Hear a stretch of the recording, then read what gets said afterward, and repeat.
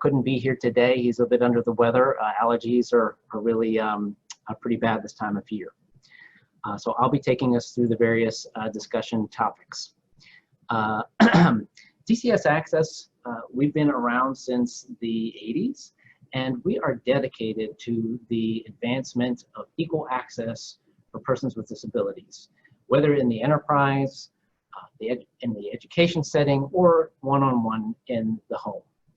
We're proud to be hosting this most important webinar, which is part of a series of webinars that we're giving on the 30th anniversary of the ADA. Some of our webinars are very technically oriented regarding the accessibility of Microsoft Office or the G Suite, PDF accessibility, or web accessibility. Some are on general accessibility issues for the disability community. For example, we did one on the accessibility of voting for persons who are blind, which we'll be repeating again on October 22nd as the election gets closer. Others are like the one we're doing today, centered on accessibility in the enterprise, whether it's in the public or the private sector. On August 27th, we'll be doing one on Gmail and Google Calendar for blind users. September 10th, there'll be a follow-on to this particular one on assistive technology assessments in the enterprise. And then sometime in September, we have a webinar on how to ensure e-learning is accessible. So we do want to hear from you as well regarding what other topics you might find interesting. And lastly, we just learned very short while ago that we made it into the Inc. 5000 list of the fastest growing companies in America. A little bit of housekeeping. So we have our chat box. We're big into hotkeys, Alt-H to get into that chat box and read what people are posting as we go.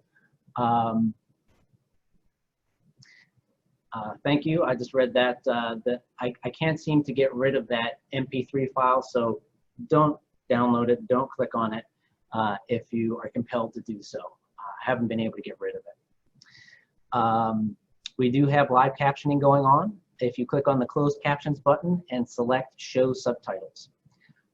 We are recording the webinar, and we will provide a transcript and PowerPoint slides, and information on where you can get all that information will be at the very end.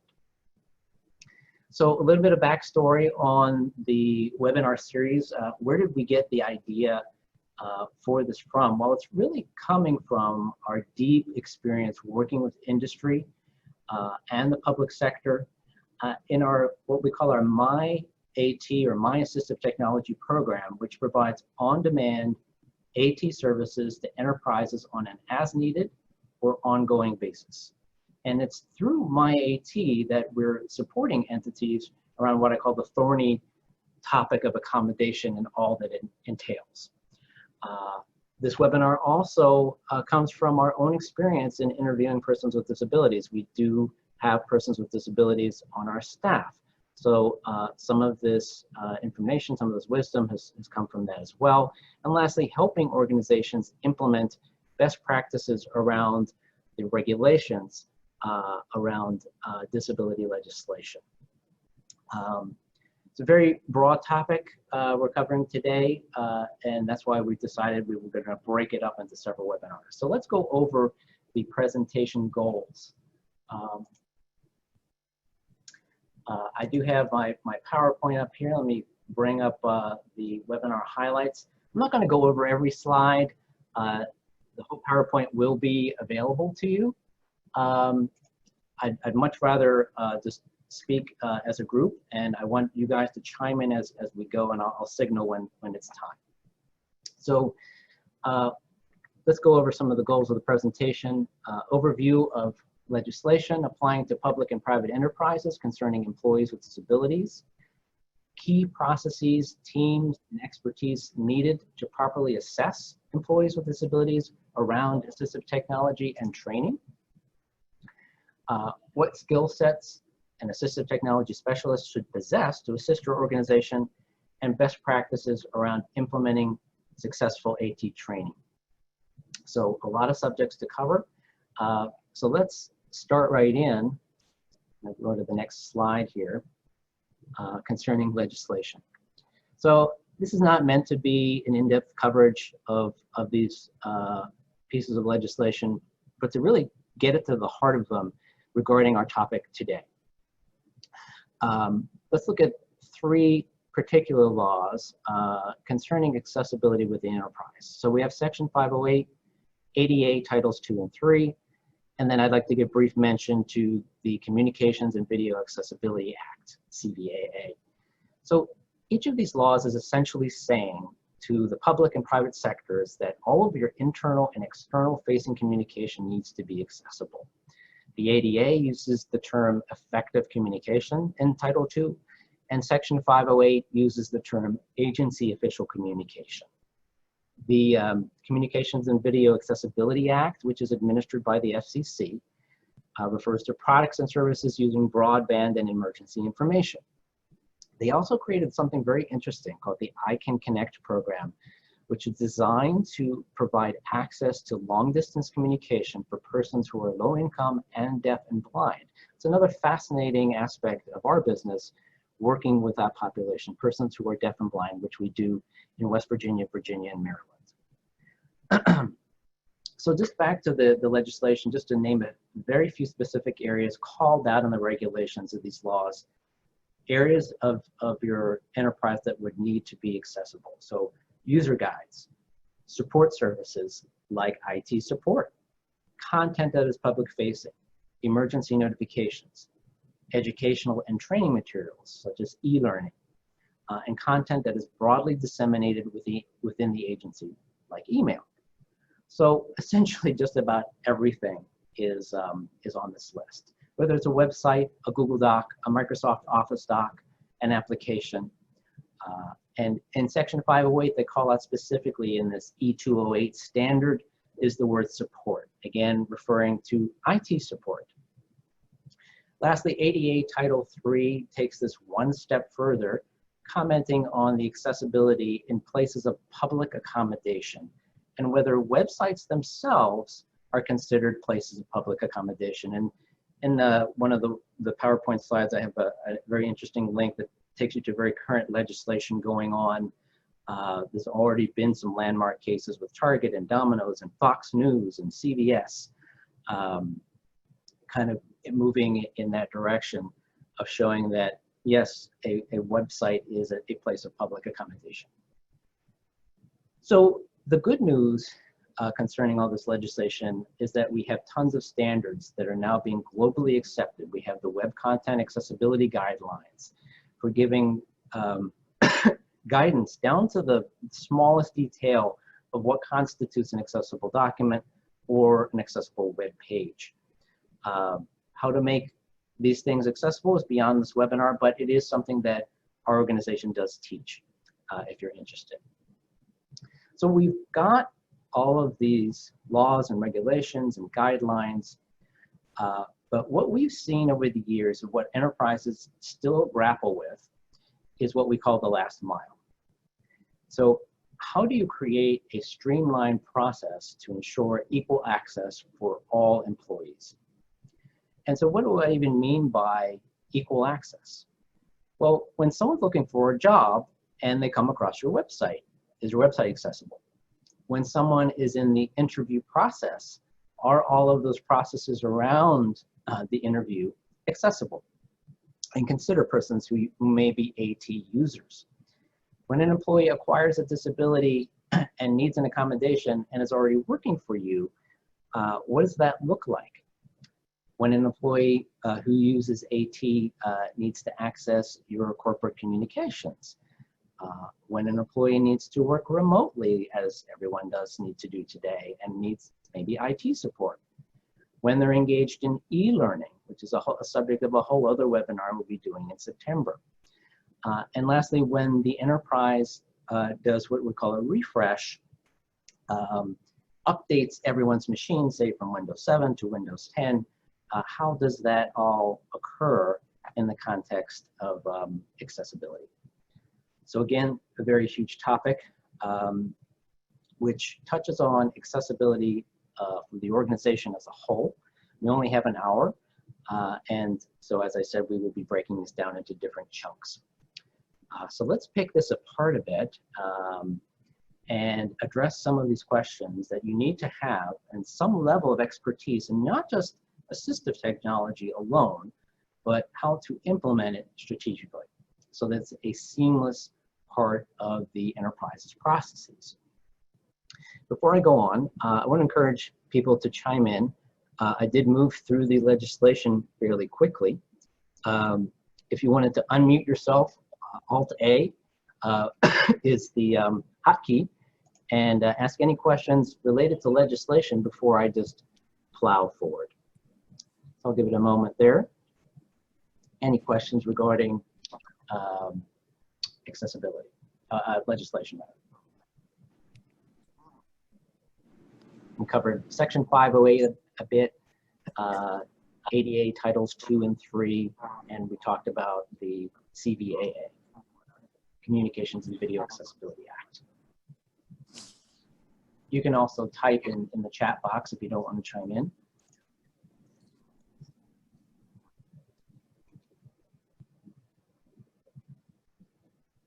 Let's give it a moment.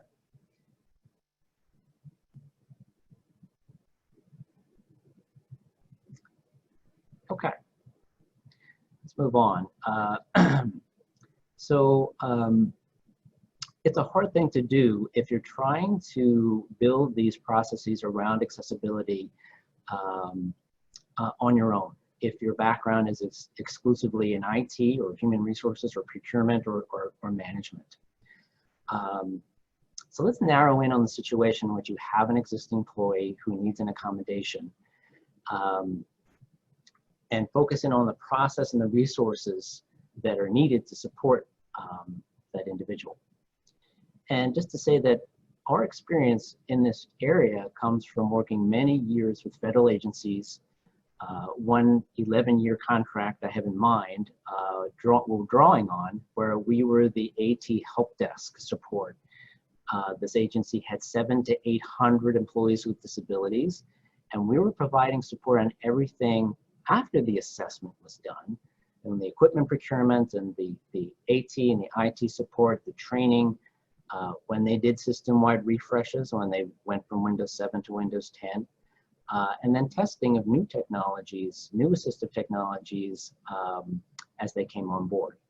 We were also in the challenging position of supporting all different types of disabilities, so from low vision and blindness, ergonomic issues, neurodiversity issues, deaf and hard of hearing, and dexterity. So we had quite the mix. So back to key processes needed for the assistive technology assessment.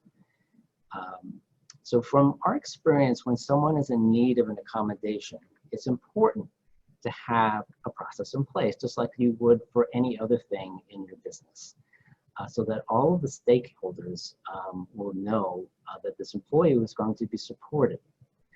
When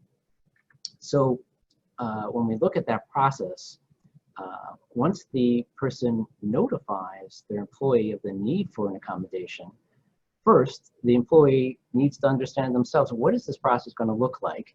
What kind of assessment is going to be done? What will it entail? By whom and in what time frame?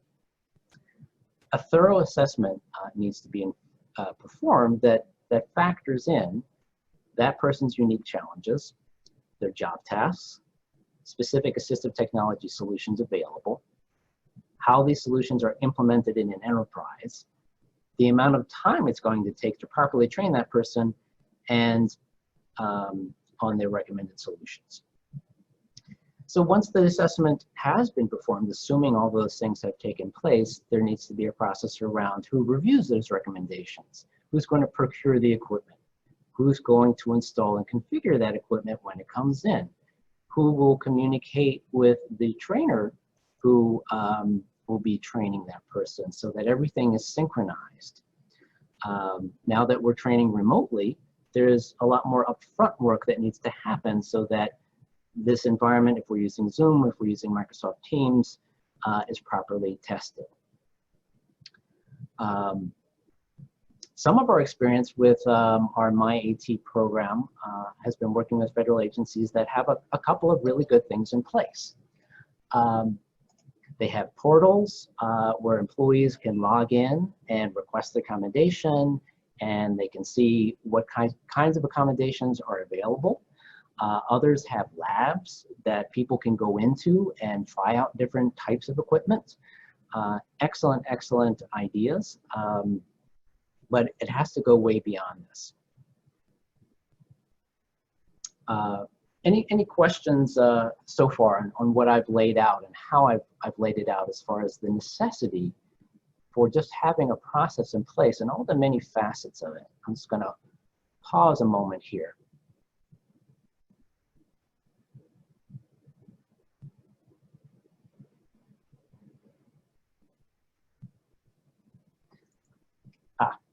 Yes, not sure if I'm seeing the correct slide. My apologies, I'm not going to be advancing the slides as much. I'll move ahead here into our next area. I'm skipping over some of these slides concerning the legislation. I wanted to have as much time as possible to talk about these processes and specific, maybe examples people had.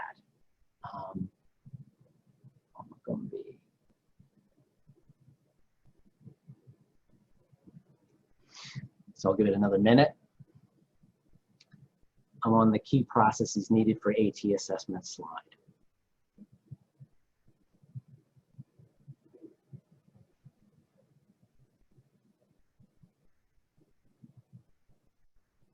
Okay, so let's talk about what internal teams are needed for a proper AT assessment.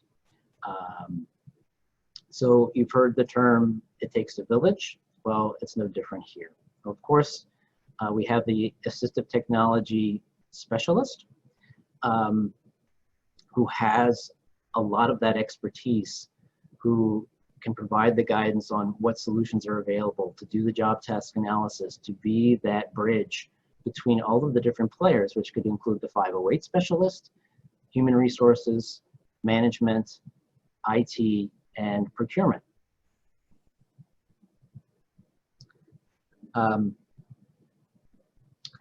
And one of the first things that we often see regarding the skill sets of the assistive technology specialist, I'm just moving the slide up here. When we are not connected with that particular agency's and their internal teams, is that there is a cookie cutter approach taken to these assessments. And it often does not do an analysis of the challenges the employee is facing in light of the tasks they need to perform, in light of what technologies and strategies have worked for others in the same situation. Often what happens for us is we'll get a phone call and say, hey, we need you to provide X hours of training on Y assistive technology for our employee. When can you start? Very little information is provided about what precipitated the provision of this technology. What challenges is the person experiencing? What are the goals of the training? How was it decided that this number of hours would be needed for this training? Unfortunately, many times the people making these recommendations don't necessarily have a solid understanding of how these technologies work. Also, there is sometimes a mistaken belief that if we just deliver this physical accommodation, maybe it's a magnifier, maybe it's a piece of software like a screen reader or speech recognition software. If we just deliver this, then they're accommodated and they're done, right? Just like getting an Amazon package. So we need a couple of examples here. So we have a bit of context, and these are recent examples that we've just experienced that I want to share with you. So the first example, recently an agency called us with an employee who had lost all of her vision. She was shipped 2 monitors, 2 oversized monitors, a printer, a camera and scanning software, a pen that does scan and read, and a copy of JAWS. We were given 8 hours to train her, 8 hours, with no guidance on what the goal of the training was at all.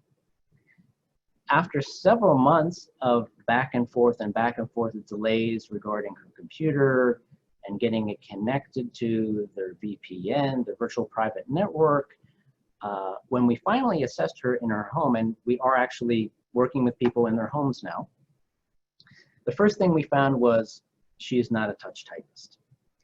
Now, for those of you who may not be familiar with assistive technology, screen readers, you might be a hunt and peck typist, you might not be a touch typist, you might need to look at the keyboard, and that's fine for most of us, but if you can't see at all, you won't know where to put your hands and your fingers. So right then and there, we've got a big problem. So we also found that some of the equipment that she was shipped was just not relevant. 2 24-inch monitors is not going to be of much use to someone who's lost all of their vision. And at least in the near term, having these scanning devices for reading paper documents was not going to be immediately beneficial, given that her work was 99% on the computer. She also had no workstation to work on. She was basically working from her sofa. So we felt quite bad for all of the different parties involved, the employee, their supervisor, the IT department, whoever was involved in procurement, in that it just seemed to us there was this checklist approach. Someone went down a list and shipped her all of this equipment, and then somehow came up with a number of 8 hours to train her on all of this, which was really wholly inadequate. And it also wasted months of time. And as we all know, that we could put a dollar amount on this waste of time as well. It may very well be in the tens of thousands of dollars. So what are some of the lessons learned here from this particular example? So first, of course, do an assessment at the outset. And I see Patty Barr wrote in the chat, when I start an assessment, I typically start with the goals. Of course. What are the goals of the assessment? What are we doing here? Had one been done in this particular instance, we would have immediately recommended that she be given a talking typing program that's compatible with the screen reader, and been given training so that she could learn how to touch type, so that she could come up to the most basic level. We would have also worked very closely with her supervisor to do a job task analysis to assist the trainer with what specific skills the employee would need to master with JAWS. We also would have probably advised to hold off on sending all this extra equipment, which is just piled up in her house, which she has no knowledge of how to use, and may not even be relevant yet. Let's get her the basic skills. Let's teach her to type. Let's get her skills up. Let's get her the basics of using the screen reader, and let's focus on her job tasks and to see what's possible. Any questions after my description of that first example? Because I do have a second one. Feel free to chime in. You can unmute yourself if you want, or type something into the chat. Check time.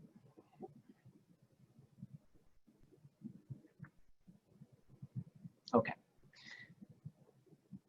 So in the second example, the agency recommended the Dragon Naturally Speaking Voice Recognition Program and Zoom Text, which is a screen magnification program for a woman who was nearly totally blind. The agency thought that it would be a good idea to add Dragon, even though she had perfectly good use of her hands, she could touch type, because they thought Dragon might save her from having to spell words correctly. So our trainer called and had to spend the whole first hour helping her to get her monitor set up because it just wasn't set up at all. So she couldn't see anything. The Dragon program is supposed to have a headset, a microphone to accompany it, and there was no microphone, so we could not even try the Dragon. On our next session, when we were able to connect with her, we found that she had to enlarge the screen content so big, such a high magnification, that she was extremely slow in performing the various work processes.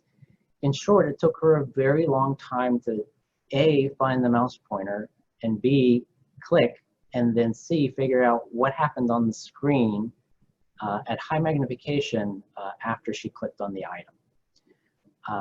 So here is yet another example of an inappropriate recommendation, I'm going to say for Dragon, which in this case will likely add complexity and frustration to the employee's job and not have the desired effect.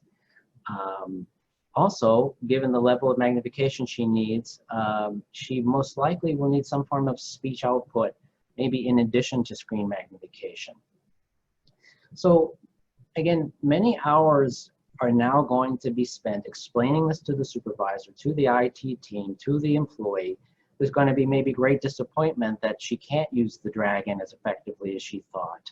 And then we have to go back to square one. Again, loss of time, loss of resources, misappropriation, perhaps procuring equipment that wasn't needed. So again, what did we learn from this? Start with a proper assessment with someone who has the right skill sets. What technologies and strategies will best meet the employee's needs based on the tasks that they need to perform. Had this been done, the recommendation would have been very different, perhaps for screen magnification plus a screen reader. We would most likely never have recommended the Dragon. Maybe if the person was dyslexic, perhaps. Maybe if they had a very painful experience typing, maybe. But that would have added yet another piece of software. So, two problematic examples. Just reading the chat box here from Anne-Marie. In both cases, it seems that there was little, if any, input by the employee prior to asking for your intervention.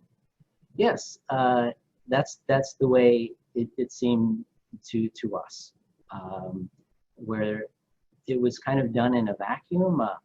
We don't know all of the back and forth issues that were raised before it got to us. We were just told, we need you to provide this amount of training on this technology. When can you start? Okay.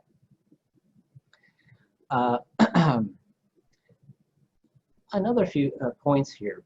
So when we first talked to our customers about our MyAT program, we encourage them to have full-time staff in-house who have the expertise that I've been describing about assessments, about training, about support, to properly support their employees with disabilities. On that one contract I talked to you about, which we had for 11 years, we had the 700 to 800 employees we were supporting. We had 3 full-time people, and we really needed a 4th. And we were not even doing the assessments. We were not even doing the assessments. So we realized that organizations have tight budgets. They haven't planned for these things. Section 508 takes some resources as well to make sure your documents are accessible, your websites are accessible. So that's why we created MyAT, which is now available for remote services as well, which we can do on demand or on a monthly retainer or other arrangement. One other important point is when we get an order for AT training, the purchaser of our MyAT service often seems to think that we're training the person exclusively on the assistive technology. Well, nothing could be further from the truth. We don't train people on their assistive technology. We train them on their assistive technology in the context of their work applications and processes. This is very different than coming in and we're going to train you on Microsoft Word. Well, that's a standalone product. Well, when we're training someone on assistive technology, whether it's Kurzweil 3000 or Dragon Naturally Speaking or Zoom Text or JAWS or whatever it is, we are training you in the context of the things that you need to do each and every day. And that's what makes it different. It becomes very integral to everything that's going on in that person's job world. And our customers don't always quite understand that, at least initially, and how quickly issues of accessibility and usability come into play. It's one thing to proclaim that your website or your software that you purchased for your enterprise is 508 compliant, but is it actually accessible and usable? And this is where the AT specialist comes in and sitting down and seeing the various systems and processes the individual must perform so that they can best serve them. So in summary, just to sum up these qualifications that the assistive technology specialist should have, it should be someone with quite diverse skill sets, as I think you're probably cluing into, which again is not easy to grow in-house. Someone who is skilled in asking the right questions, someone who has an understanding of disability, not just from a medical perspective, but from a functional perspective. Someone who can perform a thorough job task analysis and assess the priority areas and determines what areas are mainly affected from a productivity standpoint. They understand what assistive technology solutions are out there, what might be built into the computer or perhaps their mobile device. And they also understand that there is a range of solutions within a particular category of assistive technology. They understand how to work with IT. They understand the implications of installing assistive technology on a computer that's pretty well locked down with all the security that we have these days. They have the ability to customize that solution to the employee's needs. And most importantly, they have the ability to know how much training realistically is going to be needed to get this person up to speed. And maybe even more important than that is the ability to clearly communicate all of this information to the right parties, to the supervisor, to the IT staff, and so forth. So I'll break there if anyone feels compelled to chime in.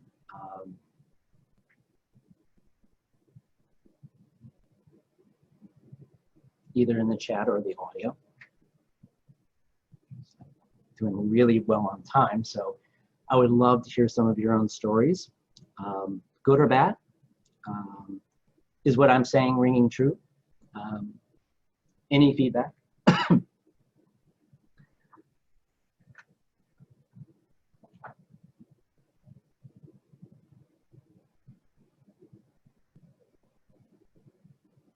Okay. So I'm just going to pull it all together, and you give me some time. I apologize. I haven't been advancing the slides. All of these slides, which are summing up what I've been saying, will be available to you. And me go back where I'm doing my conclusion slides here. Best practices around implementing successful AT training.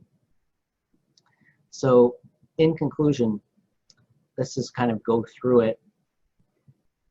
First, establish a process to receive and review requests for accommodation. Determine if an assessment is even needed. Maybe it's just something quick. Maybe you have someone internal who knows that there are many features built into Windows 10, which is what most enterprises are using. I realize the Apple is coming up. And we did a webinar on what all of those built-in accessibility features of Windows 10 are several weeks ago. So it might be a quick fix, but maybe not. Maybe an assessment is really necessary. If you do, then use a skilled assistive technology specialist with experience working in the enterprise in these complex environments. Determine what technologies or work strategies. It's not always technology that's going to come to the rescue. Sometimes it's just altering how things are done, which often we find benefits everyone. Like, why is everyone filling out this paper form when we could just make it an accessible electronic one and it's better for everyone? Ensure a reasonable number of training hours is recommended to ensure the employee can integrate their knowledge of the assistive technology into their daily tasks. So I gave that example. They gave us 8 hours. Well, that was pretty inadequate for the number of things we needed to train her on in that situation. Sometimes that's all that's needed. Maybe the person's been using the technology for a long time. They need some brush up. Maybe there's a new application that's been introduced and there needs to be a little bit of customization or some review. Next, procure, install, and configure all recommended technologies either through IT or AT support or some combination.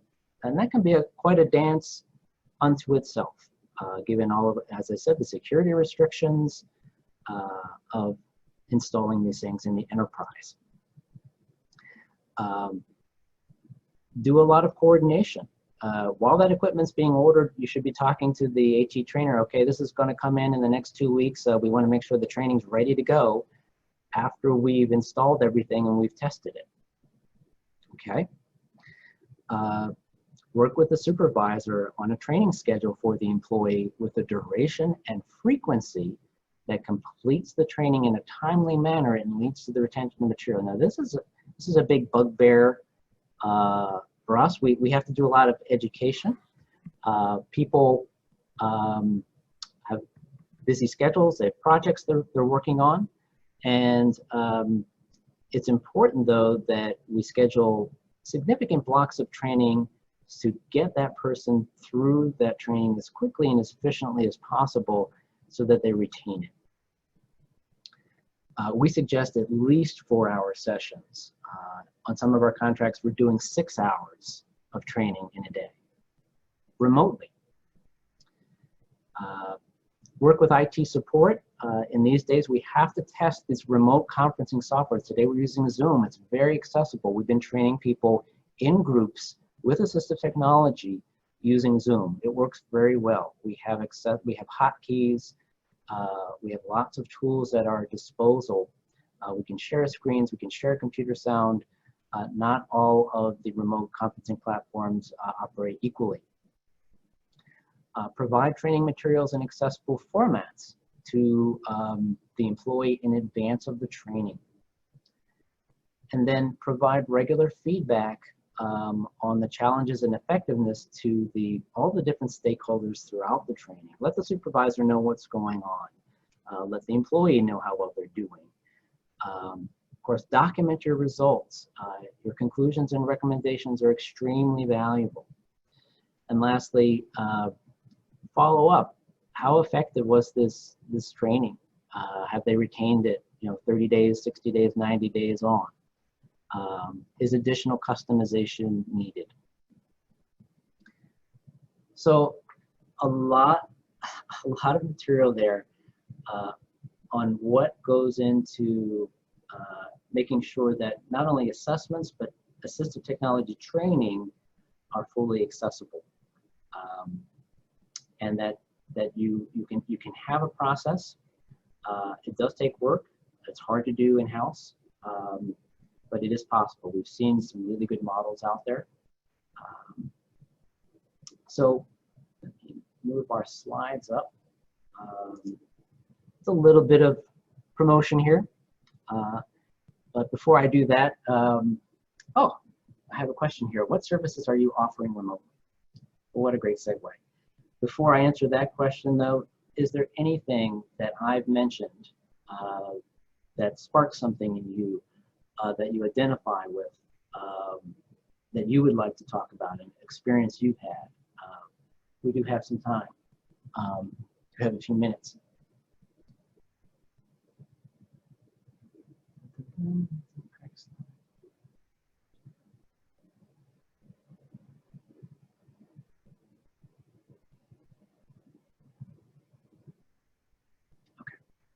So I will talk about our MyAT service. And so I'm just going over the slide here. It is on demand,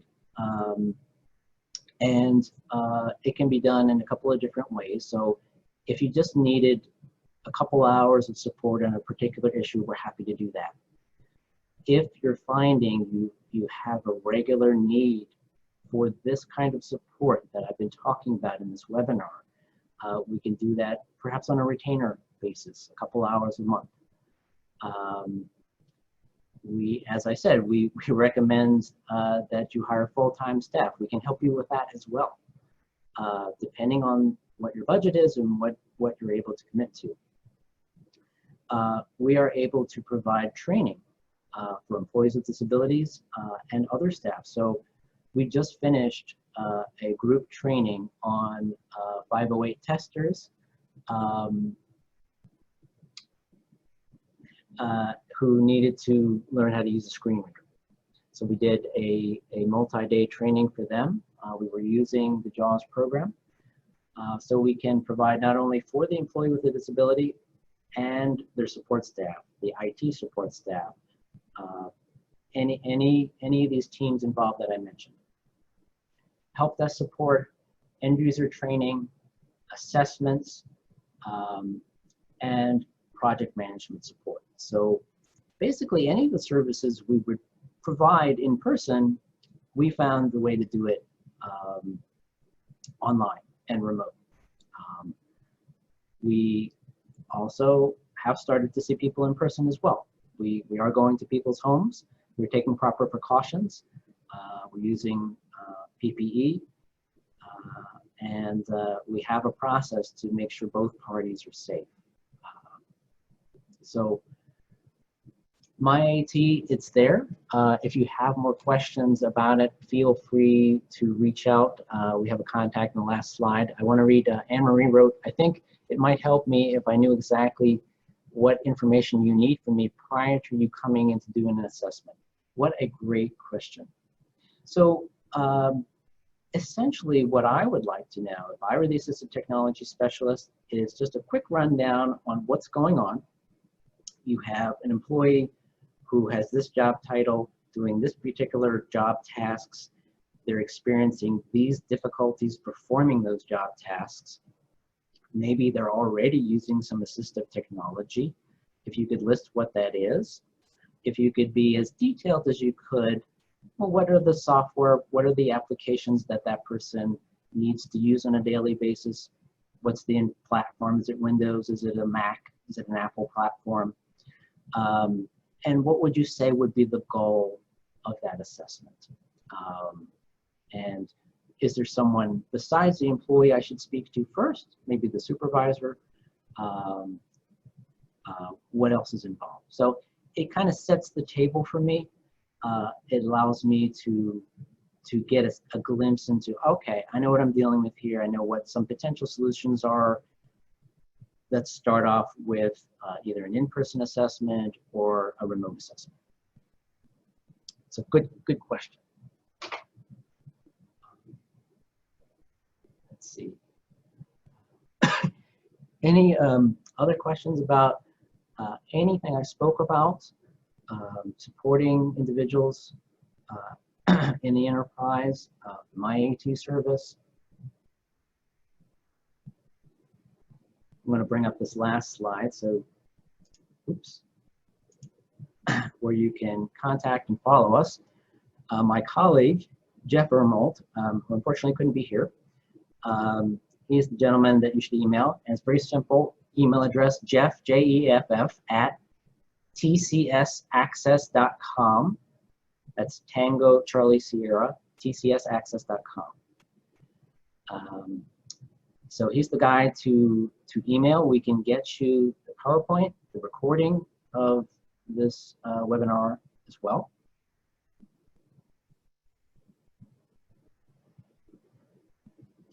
Okay.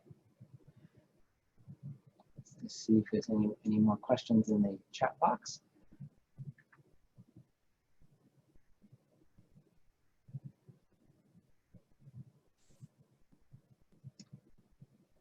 thank you very much. Unless you have any more questions, I'll hang out till 2 o'clock here for any and all questions.